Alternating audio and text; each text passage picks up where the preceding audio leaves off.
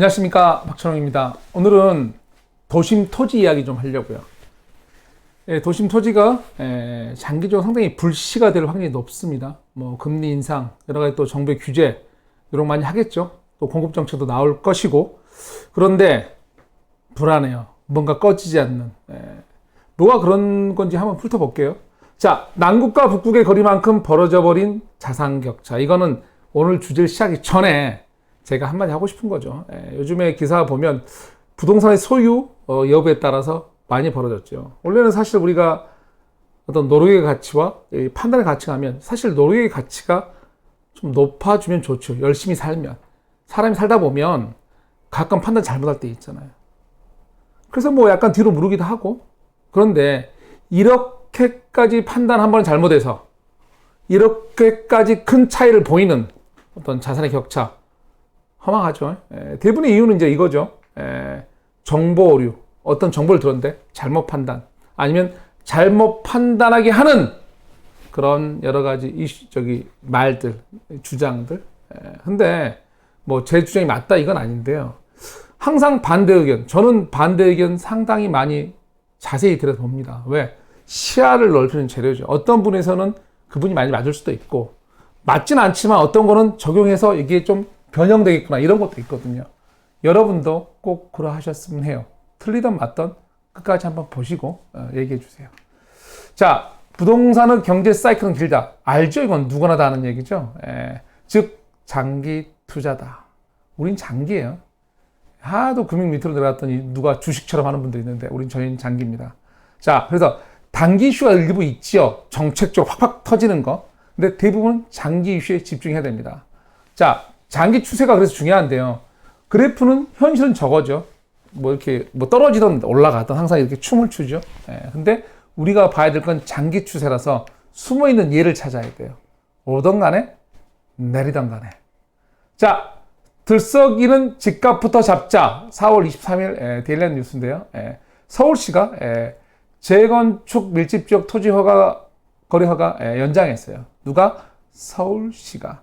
현재 대통령 당선인하고 같은 당이시죠. 오세훈 시장님이시죠. 기존보다 강화된 기준. 집값 안정에 무게를 뒀다 이거죠. 뭐 하기 위해서? 집값 잡으려고. 자, 그래서 오늘 이슈가 그랬죠. 자, 그래. 집값 잡자는 노력할 거예요. 근데 뭐, 노력하시는데, 과연, 토지가 보면 불씨로서 오늘 보는 거니까, 과연 토지 가격이 잡힐까? 토지 가격이 안 잡히면, 당연히 나중에 장기적으로 집값에 문제가 있으니까 이 얘기 하는 거죠. 보시죠. 자, 우선 질문 한 두어 가지 던져볼까 합니다. 집값 잡으면 도시 토지 가격이 안정되느냐? 당연히 이게 전제 질문이죠. 왜냐하면 상당수 분들이 집값 잡으면 도심 토지 가격 당연히 잡히는 게 어떤 비례, 꼭 정비례는 아닌데 비례한다 생각하시니까. 근데 오늘 그렇지 않다는 걸 좀 보여드릴 거고요. 두 번째, 금리 인상. 지금 뭐 강력한 금리 인상 신호 보내고 있고 올라가고 있죠. 그럼 우리가 시중에 있는 유동성이라 하죠. 쫙 그래서 은행 들어와야 되잖아요. 그래야 뭐가 좀 이 다운이 그럴까요? 자, 금리 유동성 확 줄어들 것이냐를 좀 따져봐야 됩니다. 우리의 뭐 정책과 여러 가지 비교해서. 만약에 저 두 가지가 예상하고 좀 다르게 작동해서 계속 불안하다면 불씨가 살아있겠죠. 오늘 저 세 가지 가지고 얘기해보는 거죠. 자, 우선은 근데 토지 가격, 특히 도심 토지 가격을 이야기하려면 이 토지 인플레이션에 대해서 좀 이야기할 게 있습니다. 저금리가 만든 큰돈의 움직임. 저거 먼저 이해해야 돼요. 물론 지금 저금리 아니라고요? 아니죠. 알아요. 근데 먼저 히스토리란 건 과거부터 좀 확인을 해야 되죠. 자, 저금리 시대 왜 문제였냐? 이 저금리가 되면 뭐가 문제냐? 이런 보험사나 연금 이런 데 있잖아요. 그러니까 개인의 돈을 막 받아서 가지고 계시죠. 저분들이 그 돈을 고금리 때 은행에만 넣어놔도 이자 소득이 어떻게 되죠? 크죠. 불로소득이죠. 그거 가지고 많은 거를 보완할 수 있었죠. 뭐 회사 운영 경비도 쓰고, 보험회사라면 좀 더 많은 보장을 보험에서. 근데 잘 생각해 보세요. 근 한 10년? 되게 보험사들이 상품을 되게, 어떻게 말할까? 짜게? 되게 심하게, 타이트하게 짰죠. 실손보험도 제대로 안 해주고. 왜? 자기들이 힘들어서. 왜? 불로소득이 되게 쑥 사라졌어요. 은행만 넣어놔도 큰 돈이 떨어져야 되는데 어떤 낙전 수익처럼 뚝뚝 떨어지는 소득 사라졌죠. 연금 공강도 마찬가지죠. 우리가 그래서 국민연금 걱정하잖아요. 많이. 왜 이분들이 은행 이자가 너무 적으니까. 우리가 과거에 저금리 시대에 보면 기사가 항상 저축, 은퇴 생활자들, 이자 소득 사람들 힘들다 이 얘기 하셨잖아요. 사실 진짜 힘든 건 저렇게 대형 기관이었어요. 뭔가 계속 보장을 해줘야 되잖아. 다수의 사람들에게. 자, 그래서 저분들이 어떻게 하죠? 어떻게 하군요. 투자를 해서 이득을 내야죠. 이분들은 의무와 책임이 반드시 있어서 투자를 안 하고는 그들이 있을 수는 없어요. 개인이야. 아이, 나 몰라. 좀 까먹고 살지. 좀 나눠서 줄여 쓰지. 그런데 저 기관은 책임이 커요. 가만히 있을 수 없죠. 저게 문제였거든요. 그래서 큰 돈들이 생존을 위해서 공격적으로 투자 대열로 고! 이렇게 하는 거거든요. 근데 문제는 저분들 돈이 너무 크죠. 연금공단이 뭐 이렇게 연금, 뭐 이렇게 한 1억 투자 물건에 계약을 할까요? 공룡이거든요. 거기에 맞는 사이즈, 또 거기에 맞는 일꾼들 필요하겠죠. 당연히 큰 땅, 비싼 땅, 등씨가 뭐 규모든 사이즈가 크든 돈으로 비싸든, 또 뭔가 혹시 모르잖아요. 큰 돈 한 번에 날리면 안 되니까 왠지 황금성, 부동산이 가장 약한 게 황금성이잖아요. 뭔가 그래서 도심 주요의 땅들 투자를 시작하죠. 그래서 피말리는 전쟁이 일어나요. 왜냐하면 여기서 자산운용사 얘기를 하는데 과거에 제가 한 10여 년 전에 어떤 부동산 자산 전문 인력, 리츠 같은 운영하는 전문 인력 제일 처음 자기 확보했을 때는 자산운용사 한 20개? 7, 8년 전까지도 한 50개 내외? 현재 400개 넘거든요. 저분들이 경쟁적으로 달라들고 있죠. 아주 심하게. 저기 일하는 분들 수익이 가장 중요한 구조는 당연히 먼저 이게 잘 불려야 되겠지만 가장 먼저 큰 수익은 이 부동산 펀드가 장기간이잖아요. 계약 시점. 계약 시점이죠. 이거 생각 한번 하시면 돼요. 우리가 옛날에 경매 좀 해본 분들, 경매 컨설팅 통해서 그분들은 항상 단가를 높게 쓰려고 노력하시죠. 왜죠?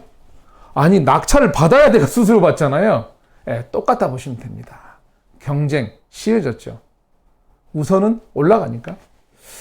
자, 근데 경쟁이 그러다 보니까 이제 심하니까 큰 거품을 만들었어, 제일 처음엔. 아니요, 이렇게 말하는 게 맞는 것 같아요. 거품이라 생각했어요. 근데 이게 다수가 너무 많아서 계속 올라가니까 경쟁적으로 이게 이제 굳어서 콘크리트 황금이 변했죠. 과거에 우리가 유명한 테란노의 뭐 삼성전자 건물부터 현대해성 화재 건물 이런 건물 이게 입찰 받으면서 다들 그랬죠. 미친 짓이야. 저게가 아니야. 근데 다 넘어섰죠. 현재 테란노, 이 강남 테란노의 이 땅값이란 게, 상업지 기준으로 만약 연면적 기준 계산 않고 땅값으로 얘기한다면 한 6억대에서 7억 사이? 엄청난 거죠. 엄청난 겁니다. 이제 그런 상황이 돼버린 거죠. 수익률이요? 당연히 적죠. 그런데 이게 너무 많고 하다 보니까 기존에 뭐 이렇게 원자재도 오르고 하니까 안 짓다 보고 지을 땅도 없다 보니까 지금 강남의 공실률이 없죠. 서서히 월세가 오르기 시작하죠. 뻔하죠. 자, 근데 이게 단순히 거기만 올린 거 아니죠. 이게 이제 큰형님들이, 대로변에 막 큰형님들이 이게 영향을 받다 보니까 어떻게 되냐면 뒤쪽, 큰 돈을 파동이 서서히 안쪽으로, 이면도래, 저거 뭐죠? 꼬마 빌딩, 이면도래, 꼬마 빌딩이거든요. 저게 영향을 받기 시작했죠. 과거에 꼬마 빌딩들이 비쌌나요? 잘 모르신다고요. 과거에 안 비쌌어요. 10여 년 전만 해도 꼬마 빌딩도 안 비쌌습니다. 왜? 첫째, 오래된 건물이 많았고요. 그 당시 수요가 없어서. 그래서 대단히 수리비 많이 들고 수익률 안 나오는 그런 거였거든요. 우리 보통 상가나 이 상가 건물 이런 거는 수익률을 그렇게 따졌었던 시대예요. 근데 어느 순간 갑자기 저렇게 큰 돈들이 뛰어들고 땅값이 뛰기 시작하면서 꼬마 빌딩은 뭐다? 시세 차익. 수익률이 중요한 게 아니고 시세 차익. 땅으로서 집중하기 시작했죠. 왜? 큰형님이 뛰었잖아, 엄청나게. 그러면서 이게 더 안쪽으로 들어가면 안쪽에서는 빌라들 막 짓기, 집 부족하니까 전세 올라서 빌라 부지들 양쪽에서. 그래서 꼬마 빌딩이 쑥쑥쑥 시장이 형성됐죠. 자, 그래서 저 말은 뭐냐면 아까 처음에 말했던 도심 토지와 주택하고 무조건 비례관계가 아닌 이유는 도심의 토지는 꼭 주택만을 위한 토지는 아니에요. 이런 빌딩들, 다른 테마를 위한 공간이고 제공해야 되는 어떤 위치에 있는데 그게 다른 것들 가격을 많이 올리는 구조가 돼버린 거예요. 특히 가장 비싸고 큰 땅들, 가장 중심부에 있는 것들이. 주택으로 말하면 이런 거예요. 재건축, 강남 재건축 가격 항상 관심 있게 뚫어줘봐 이러잖아요. 비슷해요. 그래서 다른 테마 영향으로 크게 오를 수가 있어요. 그리고 그 오른 가격이 제가 왜 불씨라 그러냐고요? 저거죠. 신규 주택 가격에 영향을 줄 수 있다. 그런 거죠. 지금 상황이 그래요. 자, 그러면 이제 아까 저금리 끝났으니까 이제는 걱정이 되지 않느냐. 유동성이 많이 줄어드는데. 근데 이거는 자, 4월 26일 기사예요. 보신 대로 제목은 갈 곳 잃은 돈 1,700조. 저게 얼마나 큰 돈인지 잘 모르겠어요. 시한폭탄 되나. 여전히 금리는 올랐지만 유동성은 시중에 많다.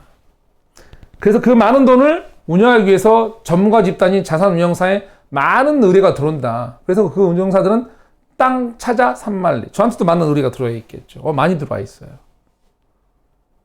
많이 들어와 있습니다. 그분들은 아까 우선은 분석도 하시죠. 분명히 최소한 분석 다 하세요. 그런데 어쩔 수 없이 그 중에 400군데 중에서 한 7, 80%가 정말 노력 많이 한다면 단지 10에서 20% 정도는 무조건 계약 긍정적으로. 근데 계약 분명히 입찰은 한 명만 따잖아요. 그러니까 이게 정상적으로 돌아가는 자산운용사들이 되게 힘들어요. 힘들어요. 그럴 수밖에 없잖아요. 왜? 입찰은 딱 한 명이 따니까. 막가에 한 명이면 다 쓸어버리니까. 그런 구조입니다. 자, 더군다나 이 유동성이 왜 더 이렇게 있냐면 은행으로 못 들어가는 이유가 이거죠. 이거는 이제 신한은행 제품 제가 캡처했는 건데 납입 기간 1년이고요. 최대 월 납입 한 30만 원. 1년 부어봐야 360만 원. 이자는 높아요. 8.95%. 우와! 근데 큰돈에게 전혀 의미 없어. 아무 의미 없죠. 그래서 큰돈이 갈 데가 없어요. 여전히 유동성은 그대로. 자, 또 다른 유동성이 있어요. 우리가 제가 그 땅값 유동성에 대해서 아까 금리 막 올리고 이거 안 걷어되는 것도 문제인데 앞으로 돈이 더 뿌려줄 수밖에 없는 이유. 재건축은 또 다른 유동성 파티다. 재건축은 돈을 막 시중에 뿌려요. 왜? 보실래요? 둔촌주공, 지금 문제 많죠? 저기 문제를 짚으려는 건 아니에요. 제가 이 기사를 한 거는 안에 내부 기사 좀 봐야 될 부분이 있죠. 여기 4조 넘게 쏟아부었다는 중에서, 자, 이 부분. 이주비 1조 2,800억. 이주비가 뿌려져요, 지역에. 그래서 지역의 조합원들이 4년 넘게 전세나 이렇게 살고, 임대차로 살고 있죠. 즉, 재건축이나 재개발은 시중에 뭐 하는 거냐면요. 돈도 뿌리고요. 먼저 돈 뿌리죠. 사람도 뿌려요. 그래서 집값, 전세가 폭등 이렇게 말이 나오는 거예요. 돈 뿌려야 될 거 아니에요. 아까 보셨잖아요. 들어가 볼까요? 얼마? 1조 2천억. 뭐가? 이주비가. 공사비 말고. 공사비 말고요. 막대한 이주비가 뿌려지죠. 돈이 뿌려져요. 근데 돈만 뿌리는 게 아니고 뭐다? 사람도 뿌려요. 사람도. 나가야 되잖아. 당연히 문제 생기죠. 자, 그러면 우리의 상황. 집 많다? 적다. 재고주택 부족해서 우리가 지금 공급을 노래하고 있죠. 지금의 정권이 공급을 확실히 하지 않고, 그러면 규제! 그래서 힘들죠. 자, 이런 뉴스는 좋아요. 한 달 만에 전세값 2억 뚝, 얼마 좋아요. 그런데, 딸랑 250개 쌓여있다. 광명에. 저 지역에 잠시 숨통을 터 줄 수는 있겠지만, 우리한테, 아니죠. 전적. 우리 진짜 뉴스는 뭐다? 이런 거죠. 옮길 집이 없다. 서울 전월세 물량 뚝! 자, 이 상황에서 재건축. 여전히 수많은 유동성. 금리 오르면, 자, 토지 가격이 어떻게 될까요? 그 토지 가격이 나중에 집값을 어떻게 만들 불씨가 될까요? 자, 이거는요, 미국 부동산 얘기예요. 금리 인상 효과 미지수래요. 황당하죠? 좀 자세히 읽어보면 뭐 때문에? 치솟는 임대료 때문에. 너도 나도 줄을 서면서 부르는 게 집값. 제일 불안한 게 이거죠. 만약에 전월세 폭등이 일어나고요. 집 부족하고 멸실해야 되니까 재건축 멸실 쓰담이 일어나서 사람도 나오고요. 돈도 나오고요. 이주비 돈풀이 하죠. 여전히 유동자금 시중에 그라이도 많아 죽겠는데 대기 상태죠. 유동자금은 이거잖아. 늑대 때잖아. 가만히 보고 있죠. 야 어디 시장 형성돼 있어? 아니야 이거죠. 그 유동자금 여전히 많은데 저런 상황이 오면 거기다가 이제 외곽도 신도시 보상에 뭐 GTX에 뭐에 왕창왕창 하고 있죠. 자 물음표 어떤 일이 벌어질까요? 사실은 제가 오늘 제목을 집값이 뭐 집값을 자꾸 억눌러도 토지값 오른다 이걸로 이제 갔는데 사실 궁극적으로 할 얘기는 뭐죠? 정말 불씨, 큰 불씨가 살아있어요. 얘기하고 싶은 거죠. 그리고 그게 집값에 영향을 준다, 안 준다? 장기적 추세로. 부동산 처음 시작할 때 우리가 뭐라 했다, 제가? 우리는 무조건 장기 추세로 확인해야 돼요. 투자에 잠깐 뭐 빠지기도 하고 뭐고 다 하니까. 그건 주식도 마찬가지일 거고요. 토지 가격 안정을 위한 제동 장치가 잘 안 보입니다. 토지 불안하면 당연히 주택시장 불씨 살아있는 거죠. 이분 누군지 아세요? 마무리하는 거예요, 제가. 되게 존경에 맞지 않는 분인데요. 잘 모르시나요? 이분하고 옆에 있는데, 옆에 있는 분 잘 아시죠? 왼쪽에 있는 분. 워런 버핏, 유명한 투자가. 저분의 최고의 파트너, 찰리 먼거입니다. 이분이 한 말 중에 이게 있어요. 저분은 이제 주식하고 회사 투자하지만, 장기적으로 뛰어난 투자 성적을 얻으려면, 단기적으로 나쁜 성적을 견뎌내야 한다. 꼭 맞는 얘기인지 모르겠습니다만, 장기 추세. 부동산은 장기. 그래프가 직선은 없고 다 이게 아날로그 이렇게 신호가 왔다 갔다 하잖아요. 사이클이잖아요. 그거 봤을 때 장기 추세선을 보려면 장기적 불씨, 장기적 불안 요소, 장기적 해소 가능한가? 이걸 봐야 되거든요. 거기에 맞는 말이라 봅니다. 지금의 부동산 상황은 참 혼란스럽기도 하지만 자세히 보면 장기 추세선은 여전한 것 같습니다. 한 번의 판단 잘못해서 지금 자산 가격 많이 벌어졌죠. 첫 시작을 제가 아까 보일 때. 다시 한번 또 실수하지 마세요. 두 번 실수하면 정말 못 태어납니다. 오늘은 이걸로 마무리 짓겠습니다. 감사합니다.